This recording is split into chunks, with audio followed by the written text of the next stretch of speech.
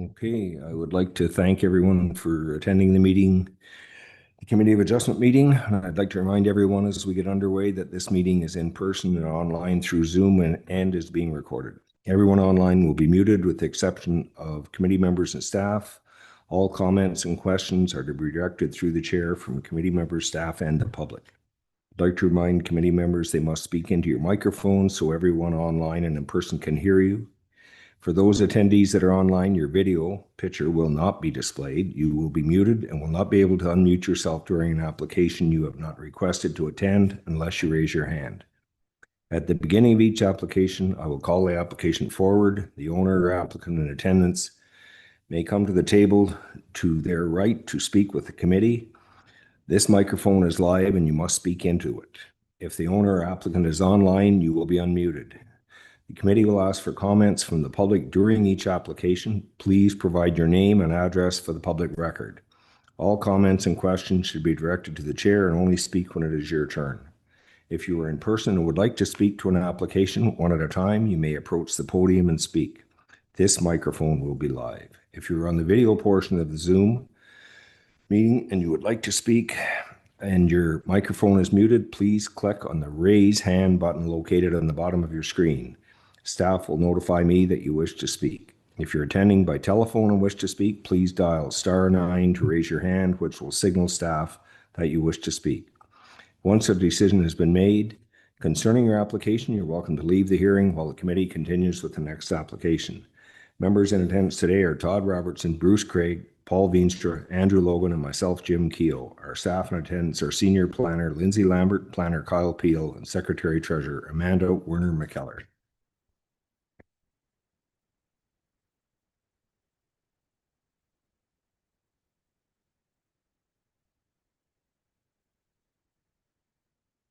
Okay, the first item on the agenda today is the adoption of the agenda. Do any committee members have any changes they wish to make? No, sir. None here. Nope. Nope. Okay, neither do I. So we need a mover and a seconder. Okay, moved by Todd, seconded by Paul. That the agenda be adopted as circulated. All in favor? Yes. Yes. Yes. Yep. I am also. The second item on the agenda is the adoption of the minutes from April 28, 2026. Any committee members have any changes or suggestions? None here. None here. No. Nope. Okay, we ready to vote then? Oh yeah, mover and a seconder. Moved by Bruce, seconded by Paul. That the minutes of the April 28, 26 meeting Committee of Adjustment be adopted as circulated. All in favor? Yes. Yes. Yes. Yes. Okay. Yep. Okay, now declaration of interest. Any committee members with any declaration pecuniary or otherwise with any of our ones today? None here. None here. No. None. Okay, neither do I. Oh.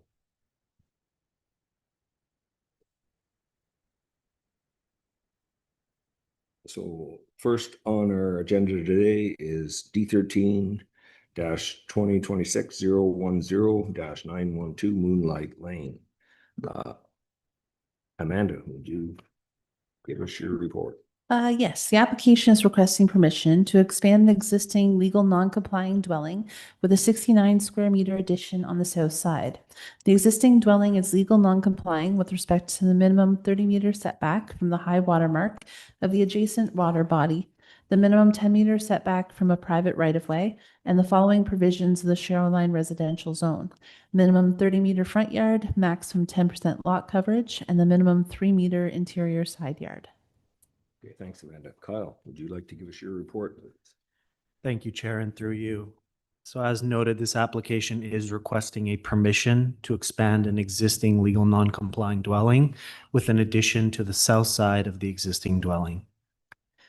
The existing dwelling is legal non-complying in relation to the required setback from the high water mark of Killenbeck Lake. However, the proposed development will encroach no closer to the high water mark than the existing closest point of the existing dwelling.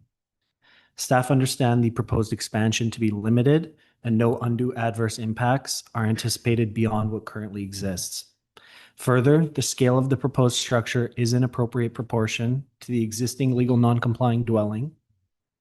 The existing lot coverage is 13.2%, which is non-compliant with the maximum of 10% permitted in the shoreline residential zone. And with the proposed addition, it is proposed to increase to 16.7%. The intent of the zoning bylaw is to ensure that buildings are appropriately sized and lots are not overdeveloped.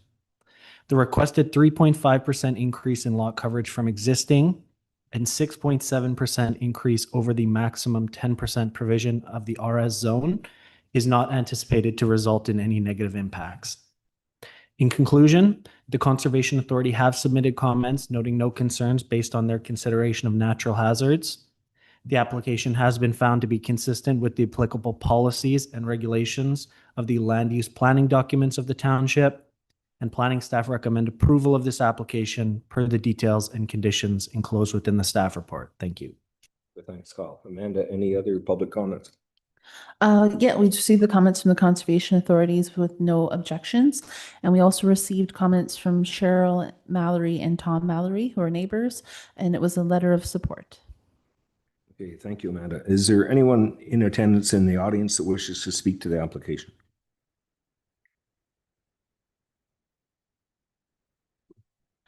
There is no one in the audience and no one online looking to speak to the application. Okay, committee members, I'll start with you, Todd. Any questions for the applicant?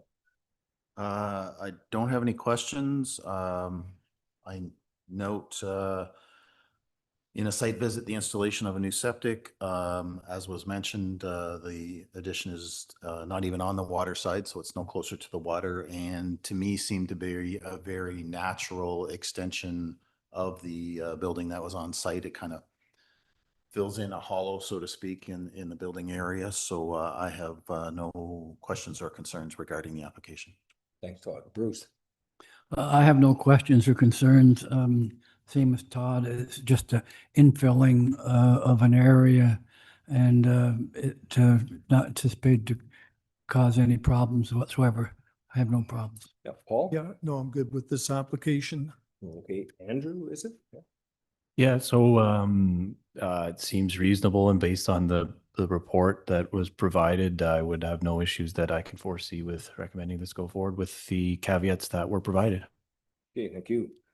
I have no objection either, so I guess we're ready to move along. I need a mover. Moved by Todd, seconded by Bruce. That application D13 2026-010 be approved subject to conditions as included in the planner's report and the decision of the committee. So, ready to vote. Yes. Yes. Yes. Yes. And I'm also carried.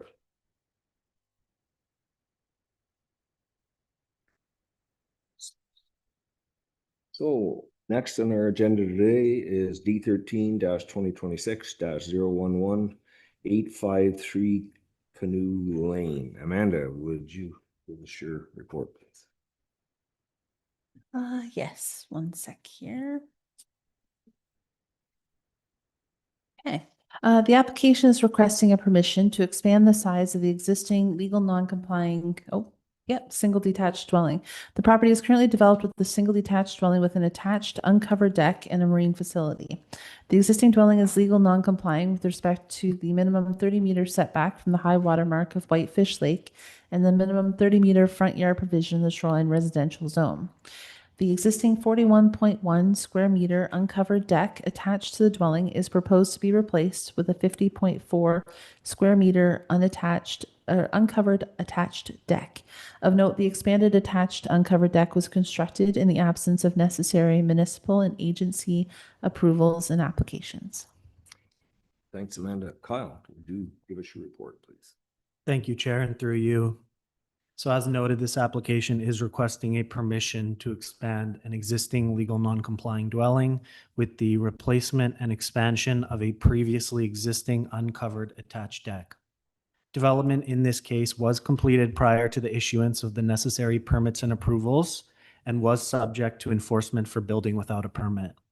Township staff have worked with the applicant and their agent to bring forward an application to this committee to rectify the situation in order to legalize the development and move towards building permit issuance. The attached uncovered deck located on the north side of the existing dwelling was rebuilt and expanded to be 50.4 square meters, and the structure was constructed 0.6 meters closer to the high water mark than the closest point of the previously existing deck. Staff understand the proposed expansion and additional encroachment to be limited, and no undue adverse impacts are anticipated beyond what currently exists.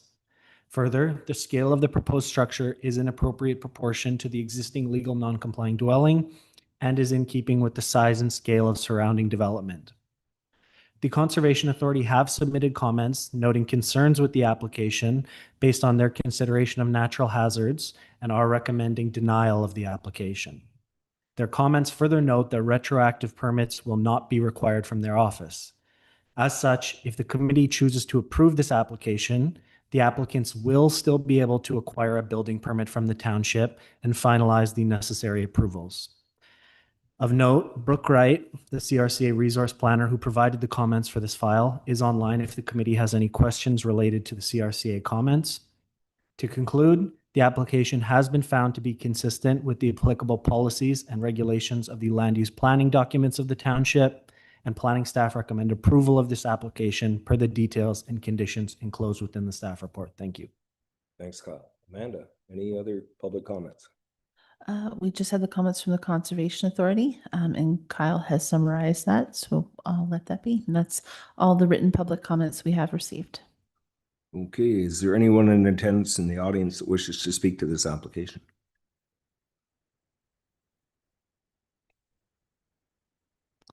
We have no one online and no one in the audience looking to speak to the application for the public. Okay, committee members, I'll start with you, Todd. Any questions? A question for the CRCA, if I can, online.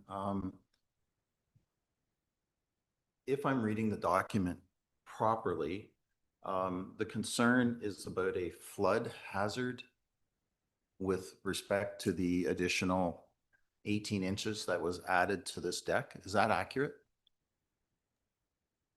Thank you. And through you, Mr. Chair, my name's Brooke Wright, and I am one of the resource planners at Cataraqui Conservation. I can just go into a little bit of background on the file if that's helpful. I understand it's a maybe different approach than a kind of standard enforcement file. So at the time, the file was introduced to staff here, being the unauthorized deck construction. Senior management directed staff to not pursue the enforcement from an enforcement standpoint due to the encroachment being minimal and resources at the time. So our statute of limitations was up on May 2nd, 2025. So although we have to speak to the policy portion of it to maintain a consistent matter in regard to, yes, the flood hazard and the erosion hazard on site from a planning perspective, statute of limitations being up no longer gives us authority, regulatory authority to seek compliance. So that would be the component of the property not needing a retroactive permit. Okay, thank you. And follow up if I may. Of course. But again, so I appreciate the background. Thank you. But again, to confirm the piece that is non-compliant is specific to the small addition or extra size made to the replacement deck, not to the deck in its entirety? Yes. Yeah. So it Okay. it is just a portion of that Okay. was extending within the flood hazard and the Okay, erosion gotcha. hazard. Thank you very much. I appreciate that. You're The only other comments I would have to make is, well, two actually. One, I noted a removal of stairs. So there'll be no traffic off that particular deck down to the property proper, which would, to me, address any further erosion concerns. And I think I've already mentioned, I think we're talking about 18 to 20 inches, which I see as truly minor in nature, so. Okay, Bruce, any further? I have no problems or I have comments, but I have no questions or problems with the application. I noticed in the applicant's legal opinion that it stated that the previous deck had lattice work that enclosed it and that's not going to be added to the new deck. And to me, that will make the new deck more visually pleasing from the water. So with that in mind, I have no problems. Thank you. Paul? Nothing here. Andrew? No problems. I would follow the recommendations of the planner, but just did want to make comment and just note the environmental concerns and that the construction was initially done in the absence of the necessary applications. So just want to make note of those two, but based on the planner's recommendations and with the caveats that they provided, I wouldn't raise any other objections at this time. Okay, thank you. No, everybody is pretty well covered. Any questions I had, so Judge. So we need a mover and a seconder. Moved by Paul. Seconded by Andrew. That application D13 2026-011 be approved subject to the conditions as included in the planner's report and the decision of the committee. All in favor? Yes. Yes. Yes. Yep. And I am also carried. Now, third on our agenda today is D13 2026-012 908 Hummingbird Lane. Amanda, would you give us your report, please?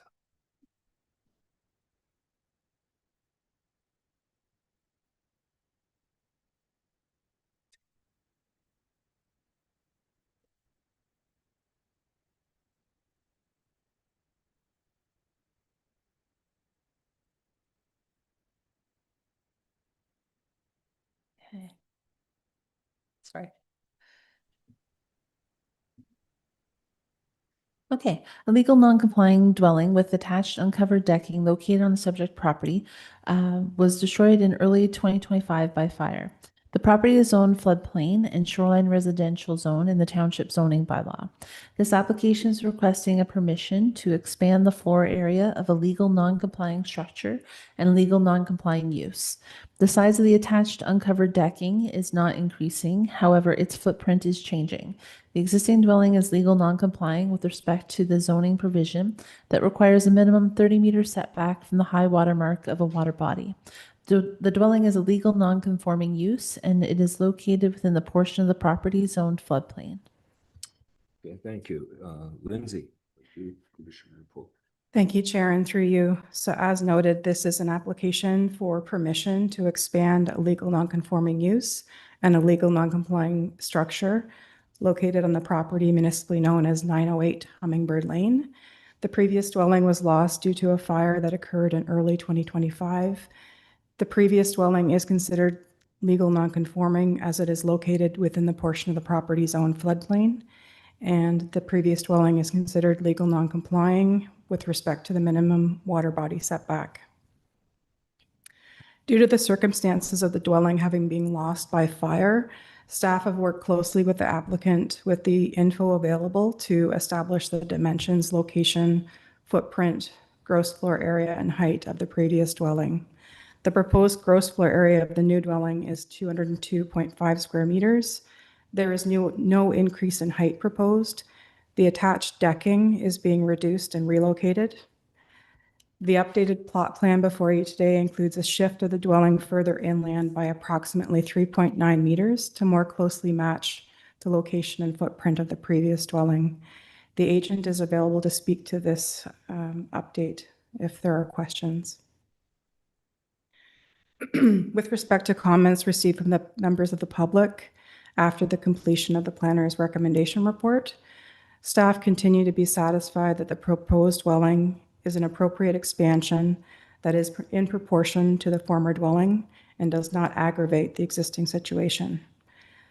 The proposal improves upon the situation significantly from a natural hazards perspective, with most of the additional floor area being directed towards the second story, as well as the scaling back of the attached decking and the flood proofing that's being incorporated into the design. The CRCA has reviewed the application and it has advised that they have no objections to the approval of the application. Of note, the new dwelling relocates the mechanical aspects of the dwelling from the basement area where it was within the flooding hazard to a higher elevation that will meet the CRCA's floodproofing requirements. The proposed dwelling does not represent overdevelopment, as the lot coverage and proposed height, for example, are in keeping with the provisions that regulate shoreline residential development. No undue adverse impacts are anticipated through the development proposed through the application. The township's land use planning documents do not have any protected view corridors that apply to this property or area. There are no urban design guidelines, policies, or regulations that apply to the built form of the shoreline residential development of this area. There are no significant natural heritage features on or adjacent to the property.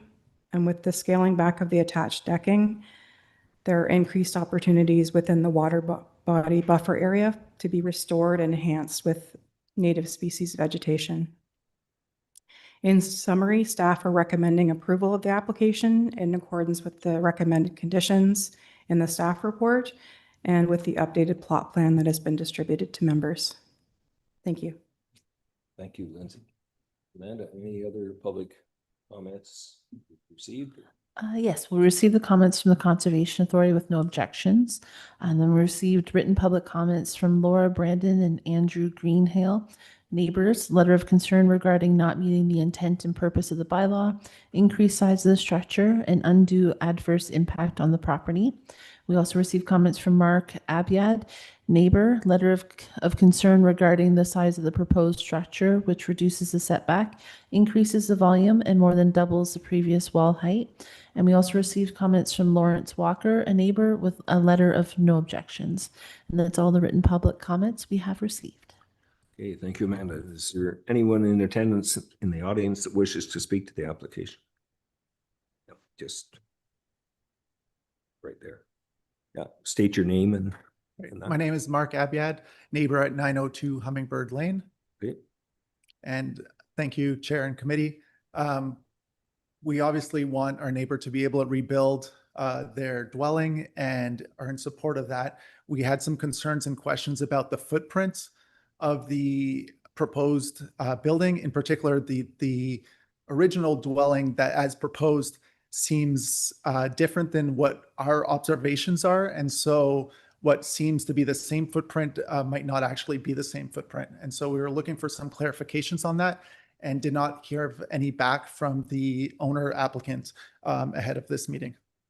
Okay, I'm going to direct that to you, Lindsay, then. Is there any big change that you're aware of? Thank you, Chair. I would ask that the question be directed to the agent who's available online to speak to that. All right. Got our agent online now? Yeah. Okay, Kyle Johnson, have you heard the question from the person and their concern? Yes. Thank you, Chair. I really appreciate it. The opportunity to speak to the application.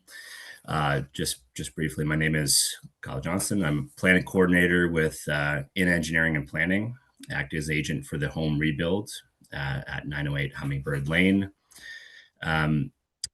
I certainly acknowledge that planning staff and the Conservation Authority have reviewed the application and that the proposal is generally supported from a planning perspective. But we, of course, note the objections from neighboring landowners, which I'd like to address this one and maybe some others as well in my comments, Chair. Okay. The first concern relates to a perceived discrepancy between the footprint of the original and the proposed dwelling and whether an increase is being proposed. Without original engineered drawings of the original dwelling, we've relied on the best available information to establish the original footprint. This includes aerial and GIS imagery scaled to exterior wall-to-wall dimensions, unscaled interior floor plans, and importantly, the recent site stakeout completed and refined with the homeowner and their surveyor. The updated stakeout sketch reflects physical on-site indicators, such as remaining service and drainage features, which we think allows for more accurate positioning of the original structure. This has been, of course, incorporated into the revised sketch submitted to staff, which you have in front of you. And it includes an approximate, of course, changes slightly the setback from the front yard, but we have, of course, the dimensions of the proposed dwelling itself remained unchanged. I acknowledge, Chair, that I think maybe some of the confusion is coming from minor inconsistencies in the earlier sketch, which I think may have contributed to some of the confusion. In particular, the overlay of the existing versus proposed dwelling from a visual perspective was not properly scaled, and the proposed footprint was slightly incorrectly labeled. Since that time, we've reviewed the drawings and confirmed that the proposed ground floor footprint is 101.6 square meters identified in the application.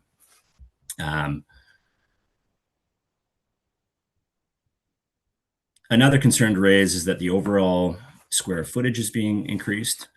Any increase occurs within the proposed second story due to the roof pitch and layout of the original dwelling. Portions of the upper level were not previously usable living space under the OBC. So I think the proposal simply allows the space to be more efficiently used. I would also note, as planning staff have noted, the original dwelling, including a basement for mechanical equipment, which is not being replicated with the new proposal for flooding concerns.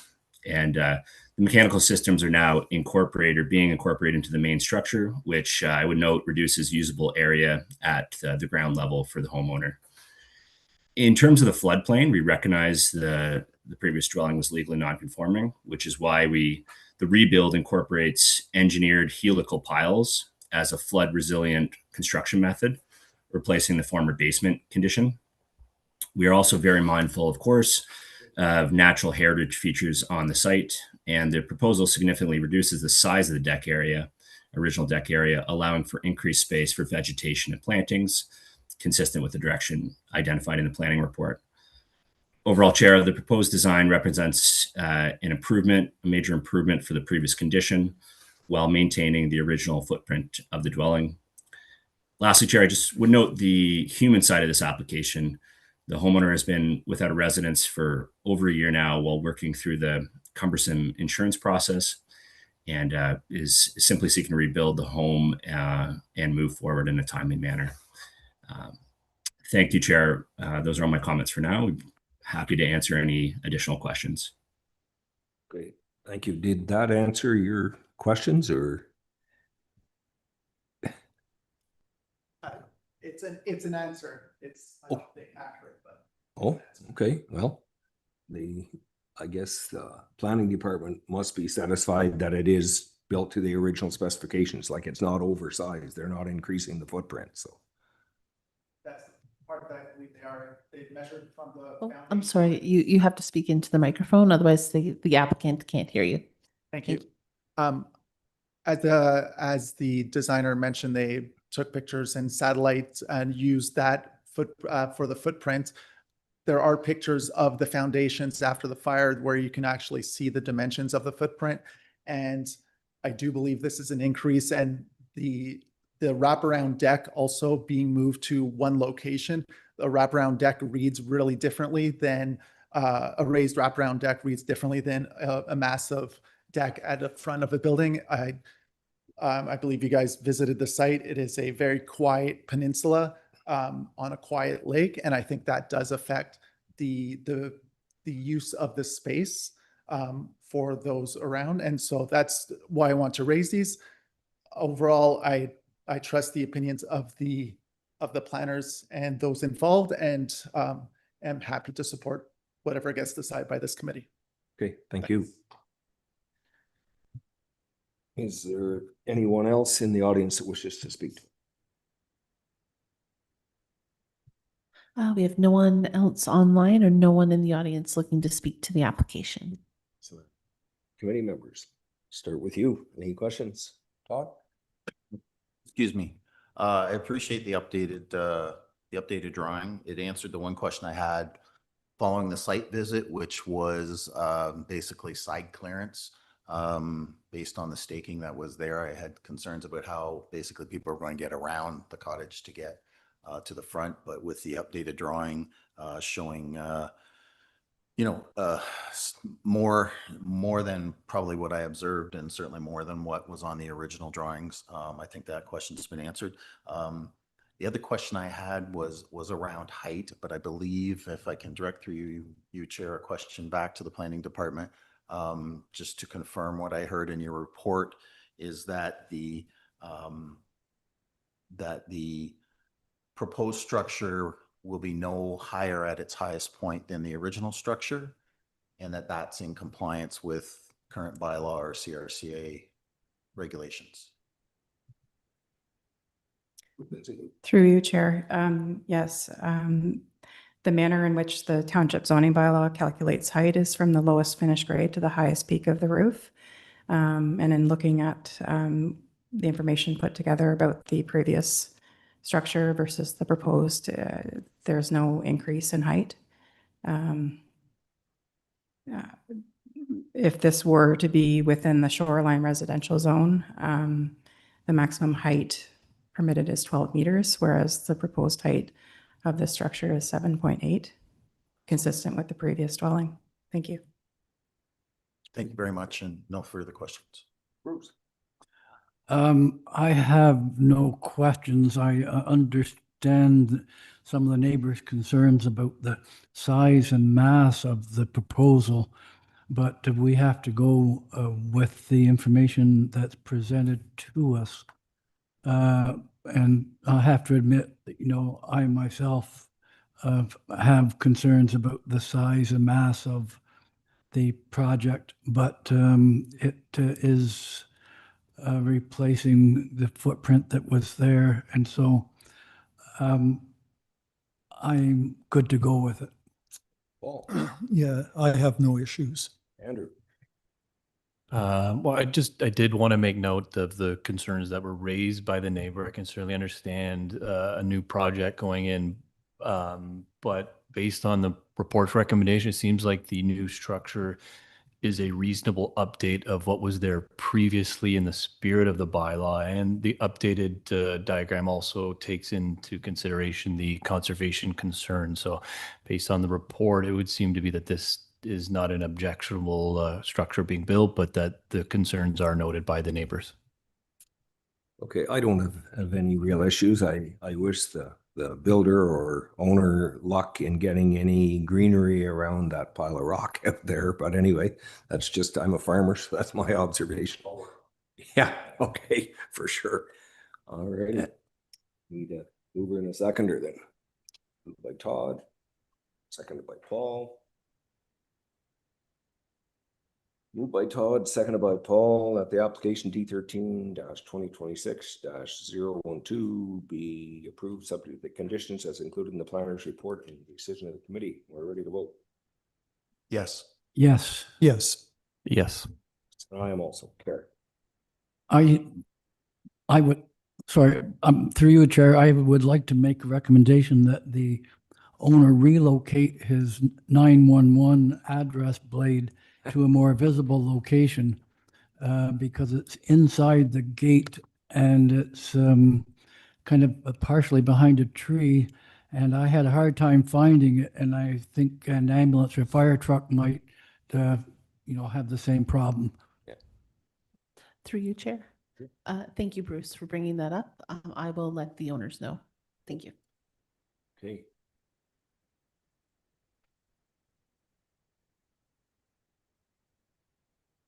All right, so moving on to other business. We don't have any other business at the moment. We do have an application probably being brought forward in June, but we will let you know. And it's not a boat ride, so it's just a regular site inspections for you. And we can move to adjourn. Okay, well, before I move to adjourn, I think I can speak for the rest of the committee. We welcome Andrew. So anyway, Thanks. yeah. Yeah, now we need a mover and a seconder for adjournment. Moved by Paul, seconded by Bruce. That the Committee of Adjustment will adjourn to meet at the call of the secretary. All in favor? Yes. Yes. Yes. Yep. I'm also carried. Perfect. Thank you, everyone.